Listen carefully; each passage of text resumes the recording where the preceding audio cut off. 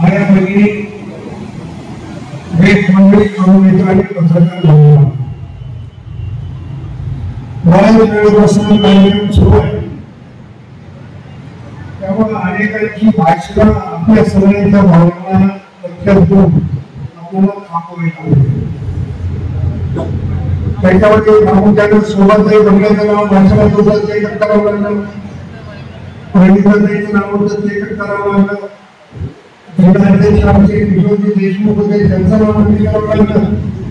अनेक मान्यवरांची भाषणं वेळेच्या अभावी या ठिकाणी असताना रद्द करा. लोकसभेच्या निवडणुकीच्या संदर्भात काही पराभव झाला आणि त्या पराभवाच्या संदर्भात नांदेड जिल्ह्यामध्ये पूर्ण तालुक्यात भूत प्रमाणापासून सगळ्या पदाधिकाऱ्यांचे आभार मानण्याचं काम पराभव झाल्याच्या विरोधी महाराष्ट्रात पहिल्यांदा प्रकल्पाने चित्रीकरण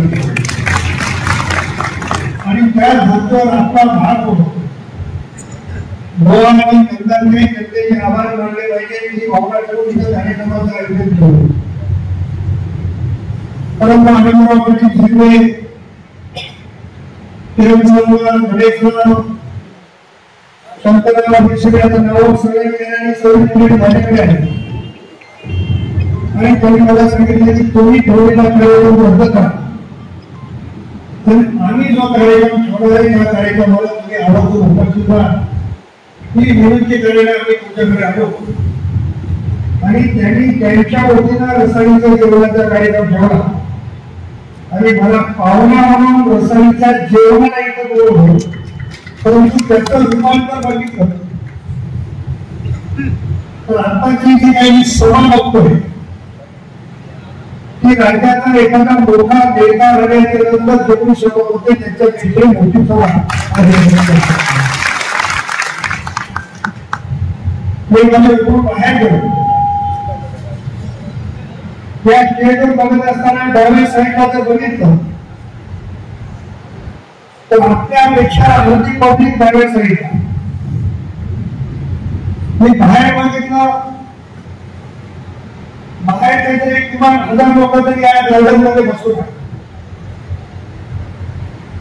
पावसाळ्याच्या दिवसात असल्यामुळे सगळे प्रकार आवडता कार्यक्रम ठेवा तरी लागणार. तरी संयोजकांच्या विनंतीवर मान्य लोक एवढ्या मोठ्या संख्येने आला त्याबद्दल मी आपल्या मनापासून या ठिकाणी सर्वप्रथम करून भेटतो. एवढं काय आज जे होत असलेली काही तांबडफाट घेऊन जन्माला आलो नाही की सगळ्या निवडणुका मी जिंकल्या पाहिजे. पण घडतं काय हे कोणाला 5 वर्ष काम केल्याच्या नंतर अनेक वक्त्यांनी उल्लेख केला. आपण माझ्याकडे नांदेडला भेटायला गावाचे महाराज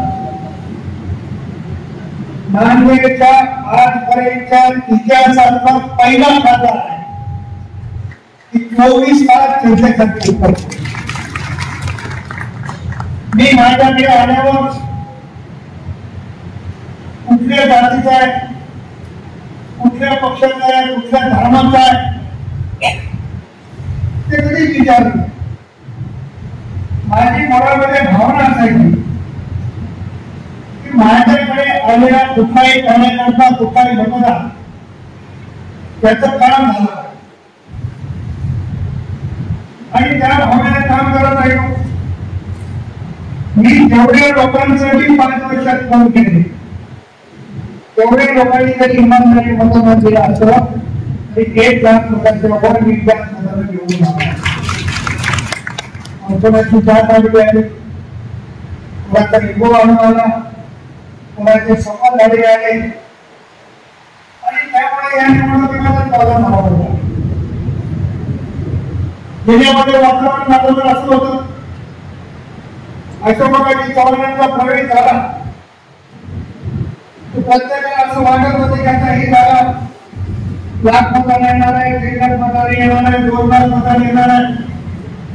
त्याचं मोजमाप आपण करत होतो आणि मोजमाप करण्यामध्ये आपली थोडीशी हायगाई झाली असा जर म्हणत पाहिजे. पण माझं वैयक्तिक मत आहे, अनेक कार्यकर्त्यांनी अनेक पदाधिकाऱ्यांनी अनेकांचा उल्लेख केला, एखादा समाज एखाद्या वेळेस विरोधात केला असेल, परंतु एखाद्या समाजामुळेही मला पराभव झाला असं मी मानायला नाही. संविधानाचा मुद्दा जो काही भोट लोकांना गेले, लोकांमध्ये जो काही गैरसमज पसरला तो दूर करण्यामध्ये आपण कमी पडतो. म्हणून जरांगे पाटलांचं उपोषण, त्यांचं आंदोलन, पण मनोज जरांगे पाटलांच्या आंदोलनाचाही फटका फार काही मोठा मला बसला असं माझं स्वतःचं मत नाही. पूर्ण मतदारसंघ फिरत असताना एक देवळा गाव जर सोडलं तर कोणत्याही गावामध्ये कोणाची गाडी कोणी थांबवलेली नाही. देवळा गावामध्ये काही माझी गाडी थांबवली नाही, म्हणजे ते काही 4-5 लोक समोर होते, त्यांनी माझ्या बायकोची गाडी थांबवली आणि त्यांच्या आया बहिणीला न शोधणारी भाषा वापरली. एवढी एक जर तुम्ही सोडली तर पूर्ण मतदारसंघामध्ये मला कोणीही या आरक्षणाच्या संदर्भाचा भर देखील करणार. आता ज्या लोकांनी माझ्या पत्नीची गाडी हरवली ते सगळे चोर आहेत. त्या चोराला अनेक वेळेस मी मदत केली, अनेक धंद्यातून मी सोडवलं आणि ते मजा म्हणतो.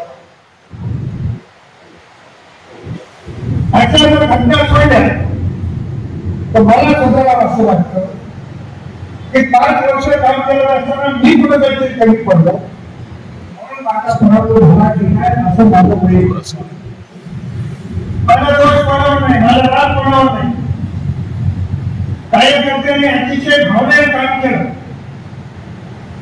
पण भावनेने करत असताना थोडीशी घरे निर्माण केली. मी जरा तुम्हाला एखाद्याला मागच्या टायमाला विचारलं असेल की एखाद्या तुम्ही कुठे 6 वाजता एखाद्या बरोबर गावात होता, तोच एखाद्या यावर्षी 10 वाजता गावात. याचा अर्थ काय केलं नाही, आमची बरोबर 6 वाजता होता ती बरोबर कमी झाली. त्याच्यामुळे लोकांना असं वाटत होतं की ही जागा 100% जिंकणार आहे. या भ्रमात राहिल्याबरोबर आपलं नुकसान झालं असं माझं समजतं. झालं काय, नांदेड जिल्ह्यामध्ये उद्योग नाहीये. मी अनेक वेळेस उद्योगाच्या संदर्भात लोकसभेत बोलतो, अनेक वेळेस नांदेडच्या भाषणामध्ये बोलतो, अनेक ठिकाणी कॉन्फरन्स मध्ये देखील मी नांदेड जिल्ह्यामध्ये उद्योग आले पाहिजे त्या संदर्भात. मी अनेक मोठ्या कंपनीशी जाऊन भेटतो. आदरणीय गडकरी साहेबांनी मला त्यांच्याशी बोलून घेतलं आणि त्यांना मला समजावून सांगितलं की उद्योग नांदेडला अशी येत नाही. नांदेडला उद्योग आणायचे असतील तर नांदेडची विमान सेवा सुरू झाली नाही. नांदेडला उद्योग आणायचे असतील तर डबल ट्रॅकची रेल्वे सेवा सुरू झाली. नांदेडला उद्योग आणायचे असतील तर नॅशनल हायवेचं झाडं निर्माण झालं पाहिजे. तेव्हा उद्योगपती आपला उद्योग त्या शहरामध्ये आणतो. तुम्हाला जसा 24 तासाचा वेळ प्रवासाला तसं उद्योगपतीला 24 तासाचा वेळ नाही. त्याच्यामुळे हे 3 सुविधा तुम्ही या 5 वर्षामध्ये पूर्ण करतो आणि पुढच्या 5 वर्षामध्ये नांदेड जिल्ह्यामध्ये उद्योग आणायला घरी मदत करेल हा शब्द मला भेटून मिळाला. आपण जर 5 वर्षात झालेलं काम बघितलं तर 25 वर्षामध्ये नांदेडला एवढ्या रेल्वे कधी धावल्या नाही. आज 70 ते 72 रेल्वे गाड्या नांदेडवर धावतात. प्रताप पाटील चिखलीकर भारतीय जनता पक्षाचा खासदार झाल्यानंतर नांदेडवरून मुंबईला स्वतंत्र ट्रेन सुरू झाली, नांदेडवरून पुण्याला स्वतंत्र ट्रेन सुरू झाली, नांदेडवरून दिल्लीला स्वतंत्र ट्रेन सुरू झाली, नांदेडवरून तिरुपतीला स्वतंत्र ट्रेन सुरू झाली. मागच्या काळामध्ये कोणताही खासदार ही सुविधा करू शकला. इलेक्ट्रिफिकेशनचा काम गेल्या काही दिवसामध्ये मुंबईवर काय नव्हती अशा पद्धतीची कारवाई झाली आणि आणि उच्चेपासून मनमाडपर्यंत उद्योगिकांचं काम देखील नॅशनल हायवेचं झालं ते अनेक ठिकाणी अनेक भाषणामध्ये सांगत होतो की नांदेड जिल्ह्यात 50 वर्षात 1 किलोमीटरचा नॅशनल हायवे होता.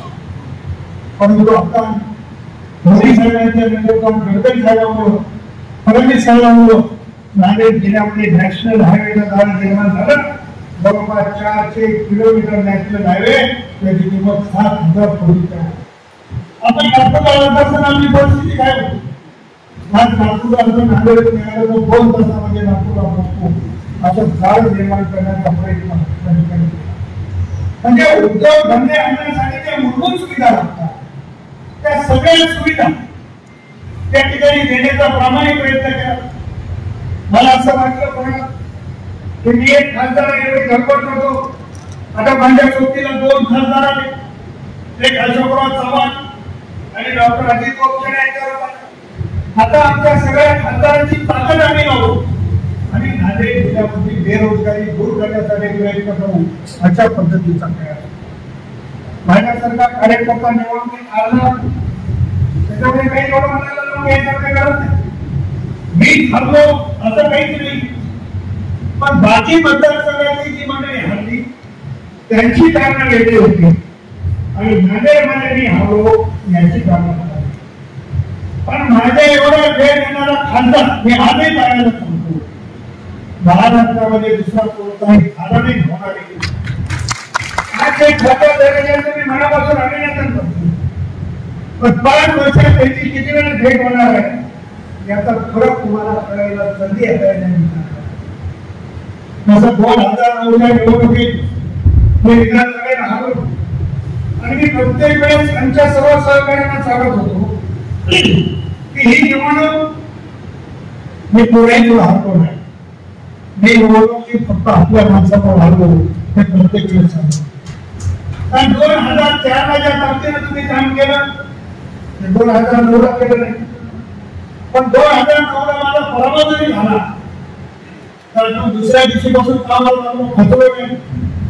मला एक संधी मिळाली की प्रताप पाटील मला अंतर्गत झाल्याला आमदार कराय आणि ती संधी तुम्हाला प्रभावित करायला जेव्हा संधी मिळाली तेव्हा 2009च्या निवडणुकीत जवळपास 50,000पेक्षा अधिक पदाधिकारी तुम्हीच मला विधानसभेत पाठवलं याची मला आणि लोकसभेमध्ये काम करत असतात. अतिशय प्रामाणिकपणाने सगळ्यांनी प्रश्न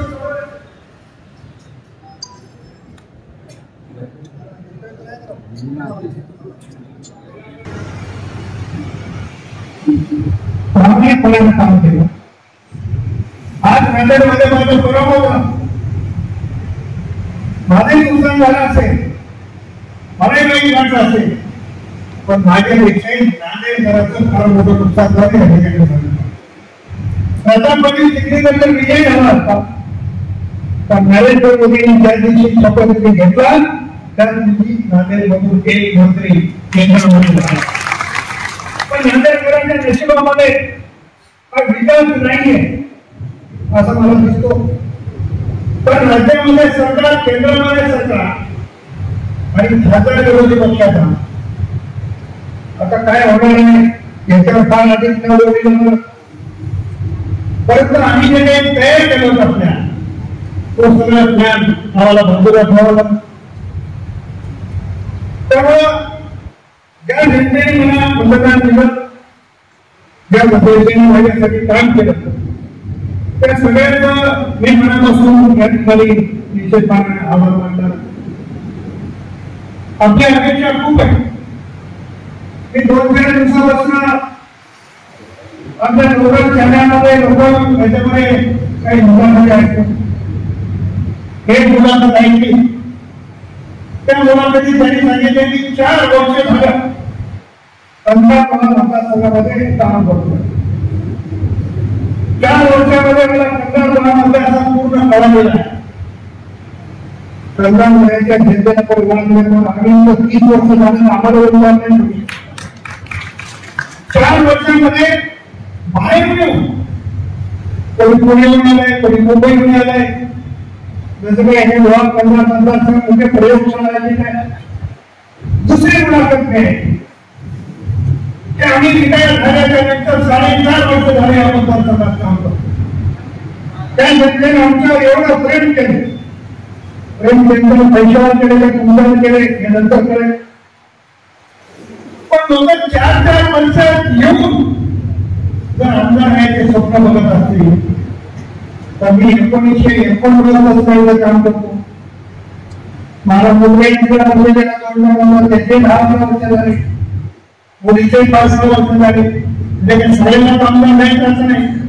या मंचावरच्या प्रत्येक मंडळी 2-3 निवडणूक तुमचे 15-20 वर्ष झाले. ते आमदार काही खेळण्यासारखी गोड समजू. काही लोक बोलायला, काही लोक घराणीशाहीवर बोलतायत. आता कोण कशावर बोलावं हा ज्याचा धोका. मी ज्याच्यात फार बोलणार नाही. गावाने गात बनले म्हणून भारताला करायची माझी संस्कृती नाही. त्याला उत्तर द्यायला त्याला उत्तर द्यायला अनेक मंडळी त्याच्या निवडणुकीला उत्तर देतात. पण तिकडे कुठं आपली जाण सुचली नाही. ज्या पुण्यामध्ये आपलं डिपॉझिट केलं तिथं भारतीय जनता पक्षानं तिकीट दिल्यावर डिपॉझिट गेल्यावर ज्या मतदारसंघात तो काही म्हणत असतील तिथे जिंकतो याचं आश्चर्य नाही. काही लोकांनी 4.5 वर्षाचा श्रम आहे. मी काही लागला मी आता या मतदारसंघामध्ये 4.5 वर्ष झालं काम करते आहे. आता 4.5 वर्ष झालं तर तुम्ही बऱ्याच जणांनी भाषणात उल्लेख केला की आपली चूक काय आहे ते कोणामुळे झालं जंगलाने आलं त्याच्याबद्दल बोलायचे. परंतु ह्या मतदारसंघामध्ये पहिल्यांदा 1989-1992 पासूनच तुमचा माझ्या संबंध. तुम्ही आम्ही एका कुटुंबासारखं या मतदारसंघात वाढवतो. कधी माझ्या आयुष्यामध्ये जात बघितलं नाही, कधी माझ्या आयुष्यात धर्म बघितला. जो कार्यकर्ता माझ्यासाठी काम करतो त्याच्यासाठी काम करणार एवढीच माझी जात आहे. आणि ते सांभाळण्याचं काम गेल्या 30-35 वर्षांमध्ये म्हणून कोण काय दावे करतो, कोण काय दावे करत नाही त्याच्या घराकडे हात घ्यायची मला आवश्यकता आहे असं मला वाटतं. जे दावे करणारे त्यांनी जर आजची सभा बघितली तर मला वाटतं उद्यापासून ते दुकान बंद केल्याशिवाय राहणार नाही. आणि शेवटी लोकशाही परत कोणी असेल कोणाला आम्ही जीवन घ्यायचे असेल मताचं मोकळ आहे, मोकळी वेळ आहे, आपण वेळ आहे, आम्ही वेळ आहे, त्याच्यामुळे काही वेगळा अर्थ करण्याची गरज नाही. पण ही गोष्ट लक्षात घेतली पाहिजे की आपण कोणाच्या सुखात गेलो का, आपण कोणाच्या सुखात गेलो का, आपल्याला कोण कुठलाय माहिती आहे का. हा भेटलेल्या माणसाला आज जर मला सुद्धा असेल तर तुम्ही कुठले आहे हा माणूस सुद्धा करू शकतो का. ते सगळे चित्र आपल्याला लक्षात घ्या. पण कोण काय करणार आहे, कोण किती भाव वाढते याच्या नादात जास्त लागू नका. आता भाव वाढायचा जर विषय झाला तर काही लोक पडून निवडणुकीत उपाय राहणार नाही. काही लोक कळलं. आता मला सांगा बरोबर पंचायत काही लोक भेटायला गेले आणि काही लोकांनी तिजोरी उघडून टाकली. आता तिजोरी उघडून टाकली हा डोक्यावर परिणाम झाला की चांगला व्हायचा मला सांगा. आणि तुमच्याजवळ संपत्ती आहे हे सांगायची गरजच नाही. तुमच्याकडे संपत्ती आहे त्याशिवाय काही छोट्या त्यांच्याला माहिती. त्याच्यामुळे आपलं भांडवल आपण स्वतः उघडा करून घ्यायच्या हातात कोणे असा माझा प्रामाणिक पदार्थ आपण किती सवय आहे इंग्लिश म्हणाले की माझ्याकडे पैसे आहेत तुम्हाला सांगायची गरज नाही. करणार गोवा मतदारसंघाच्या प्रत्येक मतदारांना प्रत्येक नागरिकाला कोण किती माझ्याकडे याची पूर्णपणानं जाणीव आहे. त्याच्यामुळे सगळ्यांना तरी करायचं. मी या गावात गेलो तिथं मी शाखा काढली, मी त्या गावात गेलो तिथं मी शाखा काढली. निवडणुकीमध्ये किती शाखा राहतात ते मी बघतो. अरे तुम्ही शाखेत आलेले सगळे माझेच लोक आहेत आणि मी बोलवल्यावर अर्ज आलेली आहे त्याच्यामुळे त्याची काही चिंता करायची नाही. पण हे पोचवून घेतलं पाहिजे की या माणसाचे काय संबंध असतील, या माणसाचे काय नाते संबंध असतील. मी ज्या मुस्लिम एरियामध्ये गेलो नगरपालिकेच्या निमित्ताने फिरत होतो, काही असतील, आमच्या बाईने मला मामा आणि काकाशिवाय बोलत नाही. ते नातं निर्माण करता आलं पाहिजे. केवळ मी कुठेतरी गेलो शाखा काढली, आता ह्या सगळ्या शाखा आता आपण निर्णय काय घ्यायचा एवढा नाही, त्याच्यात सगळे विलीन होणार. पण मला असं वाटतं की आपल्याला काही निर्णय करण्याची गरज नाही. आता हे जे बॅनर बोलवलं या बॅनरवर खूप मोठी चर्चा होणार आहे, मला याची जाणीव आहे. तर आता कार्यकर्त्यांनी तुम्ही ठेवलेला कार्यक्रम आणि मला पाहुणे असायचं बोलवलं. मला तर हे बॅनर आपण असं तुझे प्रामाणिकपणा त्याच्यावर आधारले मोदी साहेबांचा आधार फडणवीस साहेबांचा फोटो टाकायचा मला असता त्याच्यामध्ये कारण आजही आपण वेगळा विचार करण्याची गरज नाही. तुमची भावना आहे ना की कल्याण भाव मतदारसंघाची निवडणूक आणायची पाहिजे आणि मग कमळाला सुटो भाड्याला सुटो की धनुष्य मनाला सुटो त्या सगळ्यांची कल्पी मध्ये गेला त्याच्यावर चिंता करायची नाही. पण हे सगळे जरी ठरवले आता निवडणूक कोण लढवायची कशी लढवायची हा विषय आहे ना. उमेदवारी झाली माझ्या हातामध्ये नाही. पक्ष जगाचा सगळ्यात मोठा पक्ष आहे. पण पक्ष ज्याला कोणाला उमेदवारी देईल तो उमेदवार 1,00,000 मतांनी या ठिकाणून आपल्याला निवडून आणायचा आणि आपल्याला दाखवायचे आहे की या मतदारसंघाची जनता आजही आम्ही एकत्रितपणे काम करतो. माझ्यामध्ये मला खरं म्हणजे सगळ्या ते 4 तारखेला बोलवलं, 5 तारखेला सकाळी माझ्यावर मी दिल्लीला गेलो. मी दिल्लीला जाणार नाही, कोणाला काहीच नाही. आणि सकाळी ड्राईव्हर मध्ये कमाई जवळजवळ थांबा आणि आपण निघून गेलं तर गैरसमज काही तुला काही कळत नाही होता. मी जाण्या मागचं कारण असो नांदेड जिल्ह्यामधल्या जेवढ्या भगिनीचे मला फोन आहे ज्या मला महिना मुंबईमध्ये माझ्या सोबत काम करत होते त्यांच्या कॉल केला जे माझ्यापेक्षा वयाने मोठे आहे आणि मोठे भावासारखे त्याच्या सगळ्या मंडळी फोन आहे. कोण घेतला की त्याच्या म्हणण्याच्या पलीकडे काही येत नव्हतो. काम काय झालं तो विसरून मीच खासदार भावनेमध्ये तेवढत होते म्हणून मला काय करताना 3 दिवस फोन करून घ्यावा. काही लोकांना खूप वाईट वाटलं. मतदान झालं निकाल लागल्यावर काही लोकांना वाईट वाटलं की आपण हा प्रयत्न केला असता तर आपला माणूस हरला नसता. आता तुम्ही समजून घ्यायचं की प्रयत्न केला असता तर ही वेळ का नव्हता म्हणून मला फोन बंद केला होता. आणि अतिशय नम्र होण्याचं सांगणाऱ्या पहिल्या खासदारांमध्ये भारतात मी 6 तारखेला दिल्लीचं घर रिकामं केलं आणि 7 तारखेला मोकळी नको केली तर मी घरामध्ये सरकारच्या लोक काय करणार. दिल्लीचं घर मोकळं केलं. मला दांडे साहेबांचा फोन आला, प्रतापराव 3 महिने पाहिजे आणि तुम्ही हे करा. मी सांगितलं की लोकांनी नको आहे दिल्लीला आणि त्याच्यामुळे मला करून दिल्ली पाहिजे काय म्हणणार. म्हणून मी दिल्लीवरचं घर खाली केलं, मुंबईत आलो. मुंबईत आल्याच्या नंतर मला करमत नव्हतं. मला असं वाटत होतं की केव्हा लोकांचे आभार मानू. आणि 11 तारखेपासून दिल्लीपासून मी सुरुवात केली आणि प्रत्येक तालुक्याच्या ठिकाणी मी आभार मानायला गेलो. काही ठिकाणी भाजपासाठी सरकार होते, कुठेला तुषार ठाकूर होते, काही ठिकाणी सगळीच मंडळी नेते मंडळी माझ्या कार्यक्रमाला आधाराला उपस्थित होती. प्रत्येक ठिकाणी प्रत्येकाच्या डोळ्यात एक आसू दिसत. केवळ आसू काढून राहणार डोळ्यामध्ये पाणी आणून रडताना काही गावामध्ये संपर्क नाही. त्याच्यामुळे जी झाली चूक ती चूक आता कशी दुरुस्त करायची याचा आपल्याला अभ्यास करायचा.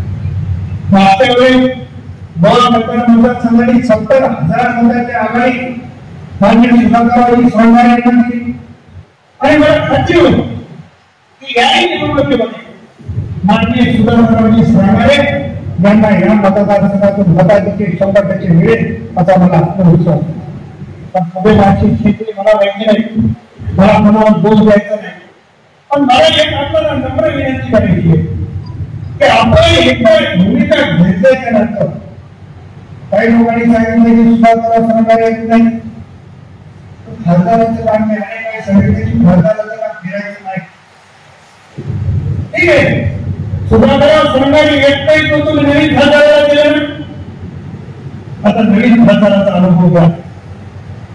सुधाकर सहकार्याने काहीतरी निधी नाही दिला, नवीन खासदार या मतदारसंघात ₹1 निधी पण देऊ शकत नाही. ते अवस्था तुमच्या काही लोक दुसऱ्या एखाद्या गावात निधीला त्याची बाब नाही. पण सुधाकर सहकार्याचं सरकार राज्यात होतं, सुधाकर सहकार्याचं सरकार केंद्रात होतं आणि त्याच्या बरोबरीला माझ्या सरकार तत्पर कार्यकर्ता तुमचा एक सहकारी म्हणून त्यांच्या पाठीशी होतो. सुधाकर सहकार्याने 5 कोटी दिले आहे. पूर्ण लक्ष आलं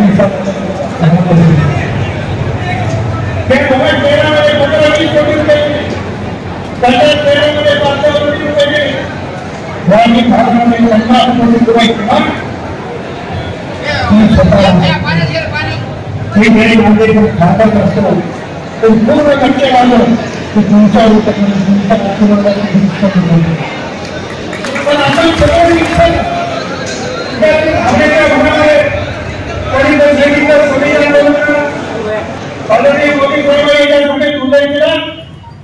परमेश्वर आला तरी संविधान बदलू शकत नाही. तो संदेश आपण जनतेपर्यंत पोहोचवणं कमी करू. अगदी प्रत्येक संविधानामध्ये आपण कोणत्याही संविधान बदलतो आणि अशा अफवावर आपण विश्वास ठेवला आणि त्याच्यामुळे आपण विचार झाला असं म्हणण्यासाठी ते झालं. त्याच्याबद्दल माहिती झालं. कोण्या गावामध्ये लिंक नाही, कोण्या गावात हे तपासलं नाही. पण आता येणाऱ्या एकही गाव असं राहता कामा नाही की ज्या गावामध्ये 75% अधिक मतदान आपल्याला झालं नाही असं. तर ही तुमची तयारी असेल तर मला या ठिकाणी आपण केलेल्या विनंतीचा विचार करू नये. नाहीतर मी तिथं सपोर्ट करतो आणि इतरही जे सत्य प्रयोग करायचा असेल तर त्याच्यापेक्षा वेगळं घेतलं तर काही वाईट होणार नाही असं बोलू. पण तुम्हाला ठरवायचं, तुम्हाला निर्णय घ्यायचा की आपल्या मतदारसंघामध्ये आमदार कसं, तुम्हाला निर्णय घ्यायचा की आपल्या मतदारसंघाचा विकास करू करू. आता एक लोक काही लोक तिथं आपण दाखवायला, काही लोक इथं आणावे, पैशाने मी काही त्याची बरोबरी करू शकतो. तेव्हा त्या गोष्टीसाठी जर इथं निवडणूक आढळायची असेल तर तुम्ही सामान्यांना आपण उभा करू, त्याच्यासाठी काम करू. मी काही या निवडणुकीत उभा राहू अशी माहिती माहिती. तुम्हाला जर असं वाटत असेल की इथं मी निवडणूक लागली तर तुम्ही सगळे प्रामाणिकपणे म्हणता माझ्या नावातून मताची केली ज्या जिल्ह्याच्या राहणार नाही तरी त्याचा निवडणूक लढलेला असतो. आपण पुण्या दिशेने हम तुम्हारे साथ हैं, हम तुम्हारे साथ हैं. पालिकांनी उल्लेख केला. मला वाटतं औरंगाबाद ट्रेन मध्ये ते आपण 25 कुटुंब एका कुटुंबाचं एका नागरिकाला इथं एका प्रमुखाने केलं तर आपण सवाल आहोत. पण बाहेर इकडे 2,000 लोकांचे इकडे 1,000 लोक इथं माहितीप्रमाणे आता 7 ते 8,000 लोक येतात.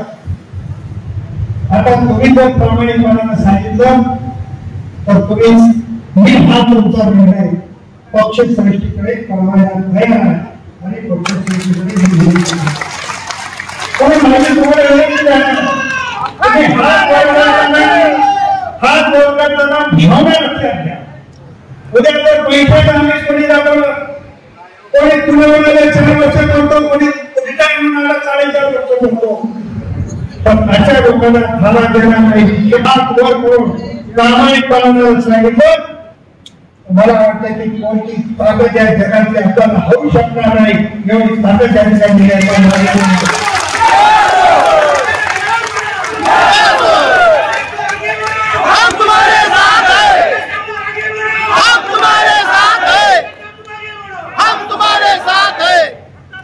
पैसे नको, तुम्ही हवे, पैसे विषय पाहिजे नाही पाहिजे. मेहरबानी करून जिथे बोलले देखील आपण त्याच्यामुळे मी पडतो कारण मी कोणाही मला पाहणार माझ्या नशिबामध्ये खासदारकी होती म्हणून मी पाहणार. जे भारतीय जनता पक्षामध्ये जे महायुतीच्या घटक पक्षाचे आमचे सगळे नेते त्यांनी प्रामाणिकपणाने माझ्यासाठी काम केलं. त्याच्यामुळे आपण कोणाकडे खाजगीमध्ये आरोप करू आपण आपले मन निश्चित करण्यापेक्षा उद्या होणारी विधानसभा आपण कसं एक काम जिंकून आहोत याचा आपण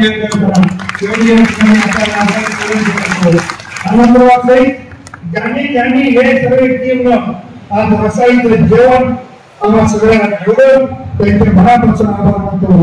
आपल्या सगळ्यांचे आव्हान म्हणून थांबतो. जय हिंद जय